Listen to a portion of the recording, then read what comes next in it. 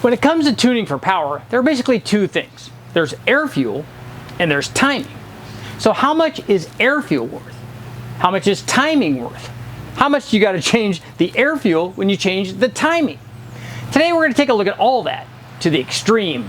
In this video, we're going to take a look at the effects of air fuel and timing on power.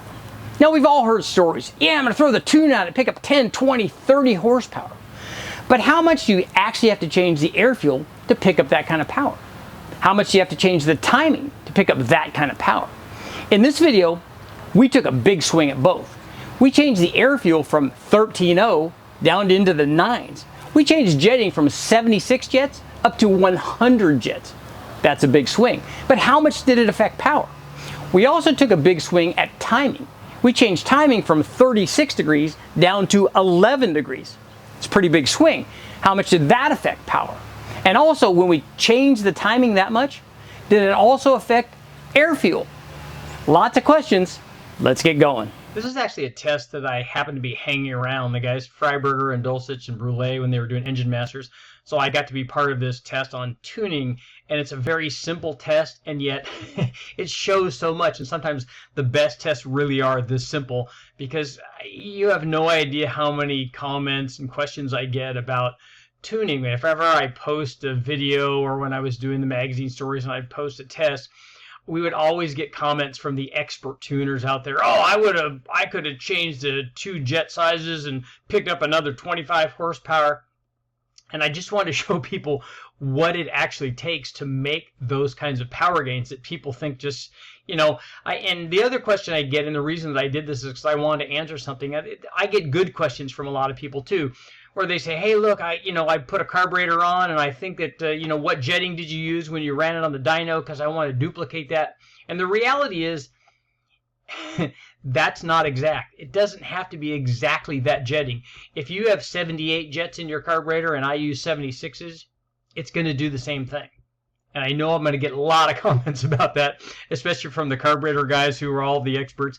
But I wanted to show you in this test, when we show you what jetting does, you'll finally get an idea. The reality is, if you put a carburetor just right out of the box and put it on your combination, it's going to work really well. If it's backfiring, misfiring, not working right, it's probably not because of the carburetor. The carburetor works. If I go over to the cabinet at Westech and I run a 750 Holley on a 350 horsepower small block Ford, we can go take that same carburetor and put it on a 600 horsepower big block Chevy, and it's going to work really well. The reason is because the amount of fuel supplied by the carburetor is the function of the signal and draw from the engine. It's kind of like a mechanical mass air meter, and it works really well. And we'll show you what it takes to actually make big changes in power both. And on this, we did tuning, so we're going to show you what happens when we do big changes in timing and big changes in air fuel. So let's take a look at that. So we ran a Blueprint 383, kind of a simple crate motor. It had aluminum heads. It had a mild camshaft in it. It had reasonable street compression, and I'll put all those specs up there. And we equipped it with an Edelbrock RPM air gap, kind of the quintessential go-to dual plane deal. And what we did was ran this thing and did tuning on it. And here's kind of where it came out when everything was optimized. So it produced 467 horsepower and 477 foot-pounds of torque, and the fact that the torque is higher than the horsepower shows that we had a fairly mild cam, and it was a fairly mild combination. But I'm going to show you what happens when we make a little jet change, because if you change jets by 1 or 2 jets, really not very much happens. You might adjust the air fuel a little bit. It's not going to have a big change in power. So what we did is take big swings at it. So we went from basically 76 jets. Here's what happened when we put 90 jets in it. So we went up 14 jet sizes on a dual plane 383, which, if you know anything about jetting on a carburetor, it's a lot. So here's how much power we lost. It got a lot richer, and I'm going to show you the change in air fuel associated with all of these power curves. So we went from 467 horsepower down to 451 horsepower. And note that the shape of the curve is basically the same. It just kind of lost power everywhere because it was quite a bit richer. But that was a big change in jetting. But it wasn't the biggest change in jetting that we made. But you can see it still runs, it still works, it still goes to wide open throttle. This thing would still drive around. It would still do all the things that you want, and it wouldn't be far off. And that was 14 jets that we changed it. So now let's take a look and see when we change it even more. So here's what happened when we put 100 jets in it. So we changed it another 10 jet sizes. So we did lose power as expected because it's very, very rich. Peak power dropped to 429 horsepower. And we got drops in torque from 476 foot-pounds down to 462, and then finally down to 451. Torque actually didn't change dramatically, as you can see, but the important thing is we went from 76 jets to 100 jets. So when people start telling you, oh, I could change the jets 2 sizes and pick up 25 horsepower, they can't, because that's not a real thing. And that's why we take such a big swing in here. So now let's take a look at the air-fuel ratio changes associated with these power changes on our 383. Here's where I normally get all the comments from the expert tuners out there when I show the air-fuel curve, especially when I show it like this, because it looks like such a dramatic change. Oh, that's too fat out at the bottom or out at the top, and it's too lean at the bottom. Whatever the comments are.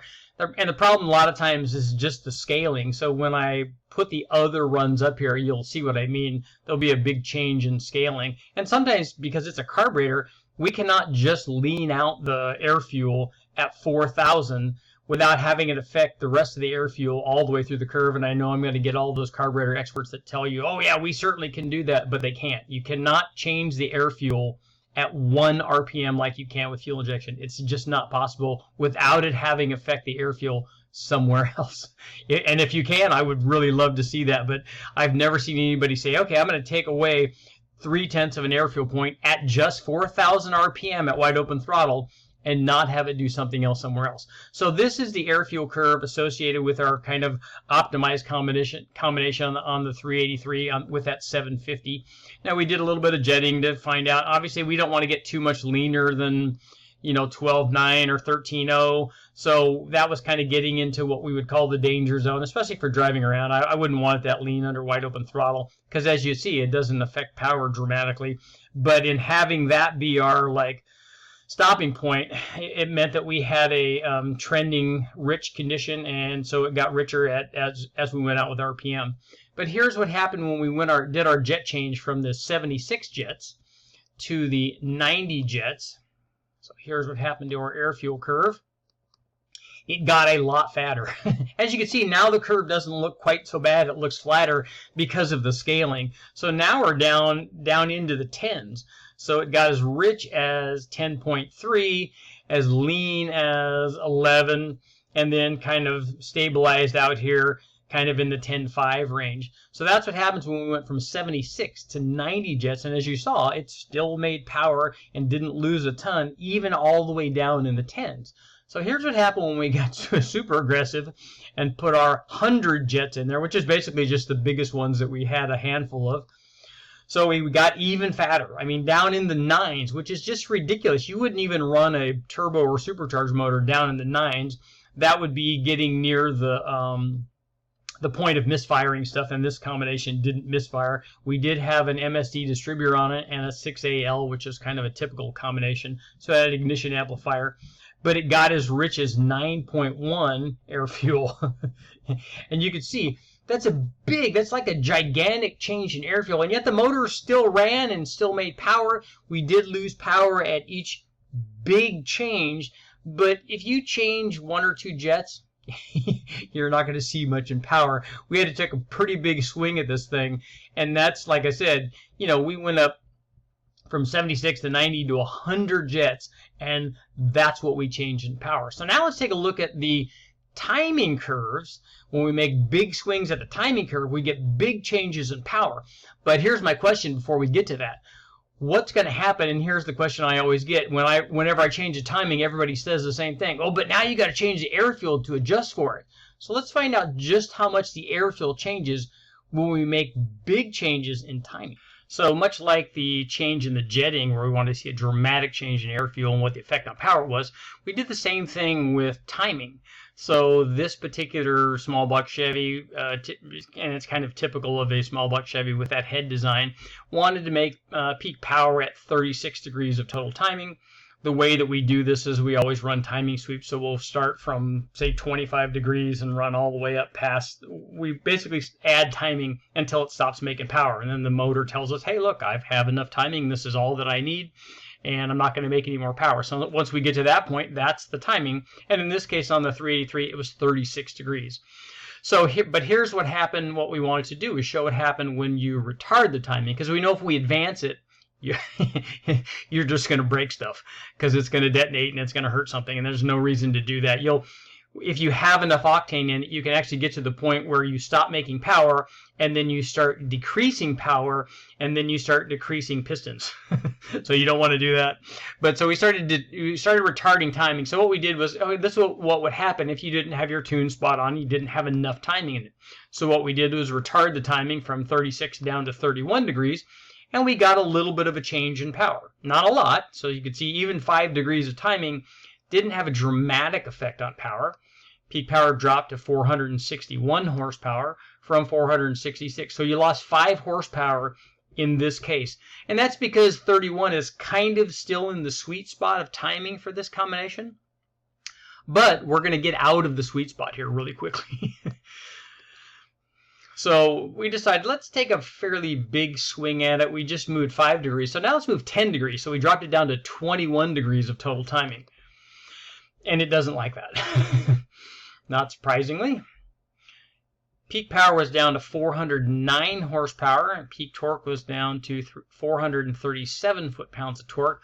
It lost less torque than it lost horsepower, because the timing requirements down low, especially at the torque peak and below, are actually less than they are up at the top. You need more timing at the top of the rev range than you do down low or at the torque peak, and that's pretty typical when you see any kind of timing curve, especially on a fuel-injected motor. And by the way, I wanted to mention, this was run on a carbureted combination, but it doesn't make any difference. It still does exactly the same thing on a fuel-injected motor, and I've run through these kinds of timing sweeps and these kinds of air-fuel changes. The air-fuel changes the power much less than changes in timing do. So after taking away 10 degrees and going down to 21 degrees, we thought, hey, look, 10 degrees was cool. Let's go another 10 degrees. And that's really a big swing. And that's going to put us down into the area where it's not going to be happy at all. So this is 11 degrees of total timing.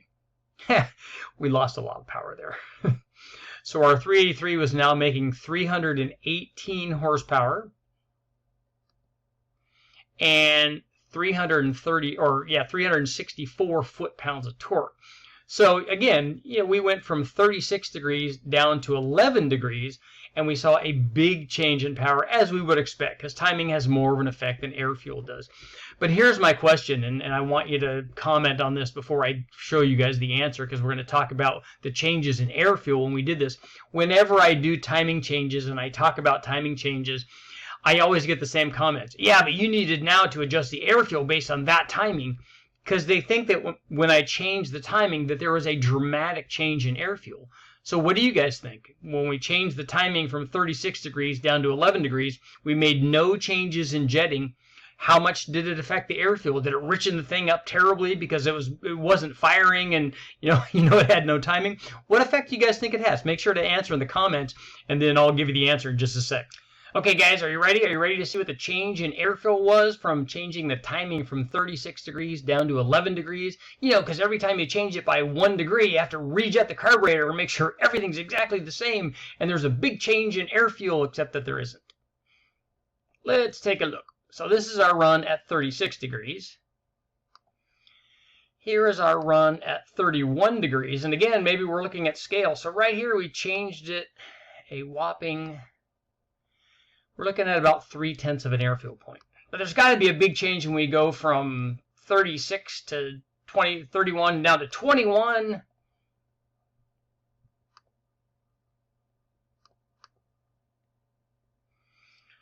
Look, the 21 is the same as the 36. And look, the 11. And this may look like a lot, again, because of the scale, but we're talking about a change of like 3 or 4 tenths of an air fuel point. From changing the timing, what is that? 36 down to 11. From changing the timing 25 degrees, we have a change of air fuel of 3 tenths of an air fuel point. And at some points, there's no change at all. None. So this just goes to show you that the guys that are like commenting, complaining, and saying, yeah, but after you do the timing, you have to then go and readjust the air fuel because the air fuel is going to change and want to be different with the different timing. And the reality is that's not accurate. Now, again, I'm all for optimizing the combination. Do whatever you have to do to try to eke out every last horsepower, especially if you're going racing. Definitely do that. But and so those guys I'm all in with. It's the other guys that say, oh, you gotta, once you did that, you can't do that change because then you have to do this other change. And if you change the timing by 1 degree, it definitely throws off the whole air fuel and then you have to go in and readjust that. That's not true. And this test shows exactly that and shows what the power change is from the change in timing, what the change in air fuel is from the change in timing, how much power you lose from air fuel, how much power you lose from timing. This was really good stuff. This was cool stuff, and I want to thank the guys at Engine Masters for helping me allow me to be part of this and doing all this changing, because this is really cool stuff. And this was a real simple test. It didn't involve 15 turbos and 12 camshafts and the kind of stuff I normally do. So it was pretty awesome.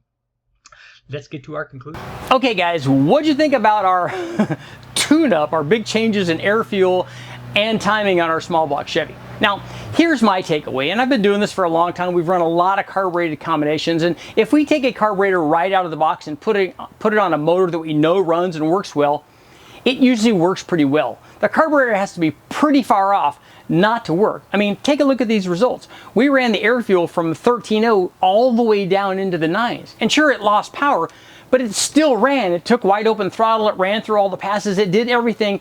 And that's going from a 76 jet to a 100 jet. So if it's not working, it's probably something else. I mean, that's a big change. Same thing with timing. I mean, we went to a ridiculous amount of timing. Nobody's going to run only 11 degrees of timing because the exhaust manifolds will glow red hot and it's just not going to work very well. But take a look at the change we made going from 36 degrees down to 31 degrees. That's a 5-degree change. We only lost about 5 or 6 horsepower. And that's not a lot because that's still in the sweet spot. But it could be the difference between detonation and no detonation. And I'd surely give up 5 or 6 horsepower for that. I'm Richard Holdener, guys. Thanks for watching. Make sure to like, share, subscribe, ring the bell. More testing coming up.